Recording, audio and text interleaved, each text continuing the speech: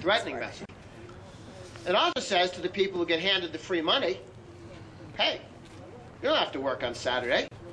You have to go vote for the right politicians, and he or she will come shower you other people's money.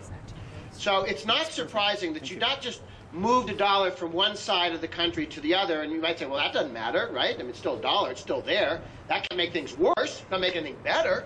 But how can it make it worse? Well, it makes things worse because it gives perverse incentives against growth and opportunity and job creation, and for leisure, non-work, and voting for a living instead of working for a living.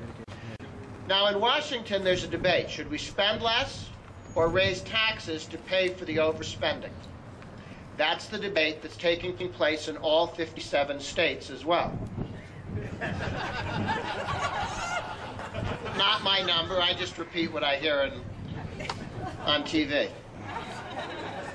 And this is a critical debate. Now, what's going on in D.C. is that they're looking to drop $100 billion, which is a good start, not everything you want, but drop $100 billion in spending. Good, step one.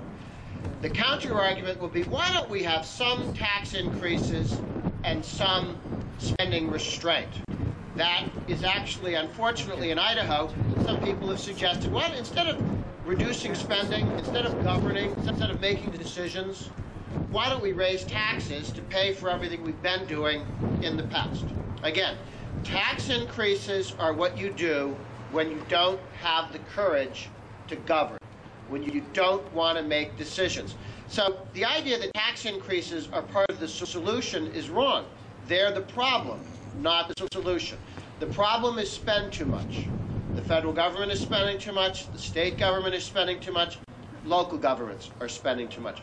The only way to fix spend too much is to spend less.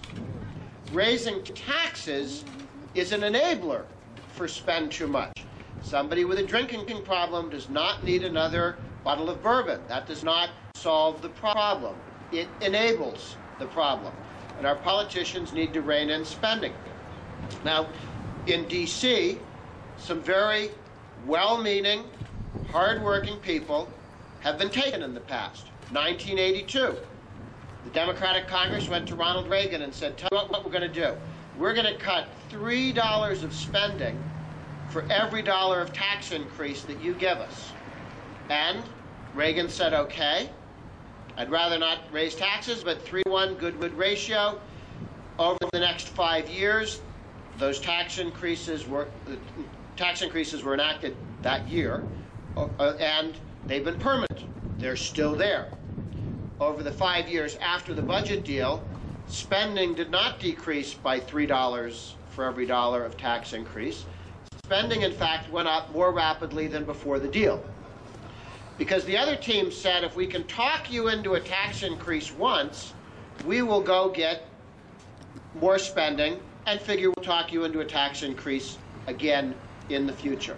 Then in 1990, George Herbert Walker Bush, Bush 41's President of the United States, Congress comes to him and says, tell you what we'll do, we'll cut, use a cheaper date. They said, well, we'll give you $2 of spending restraint for every dollar of tax increase.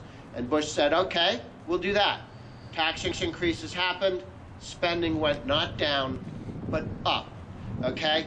Lucy and the football. It's funny in the cartoon, but at some point, when the politicians promise that we'll cut, I will gladly pay you Tuesday for a hamburger today, okay, I will gladly cut spending in the future if you give me a tax increase now. Well, if you're willing to give me a tax increase now, why would I ever consider cutting spending? Because I suckered you once, we'll do it again.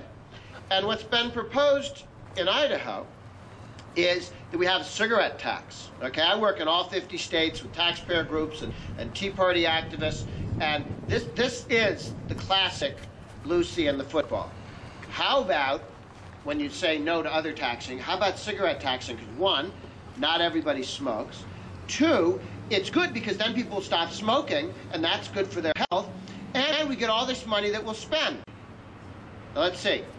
You're going to raise cigarette taxes so everybody quits smoking, but you're going to spend all this lovely money you get from a cigarette tax that you won't collect because everybody quit.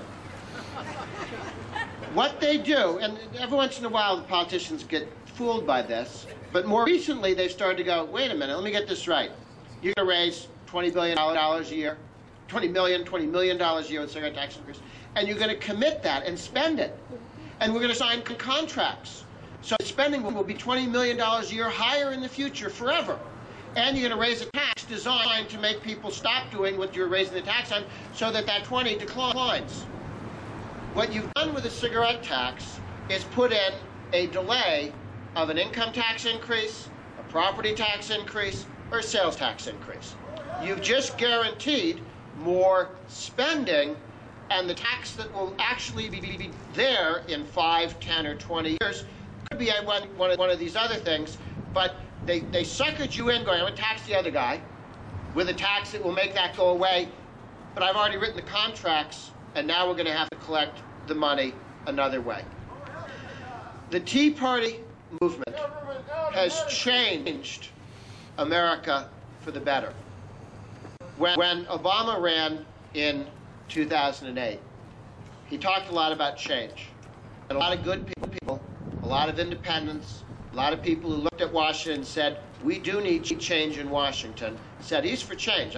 We vote for change.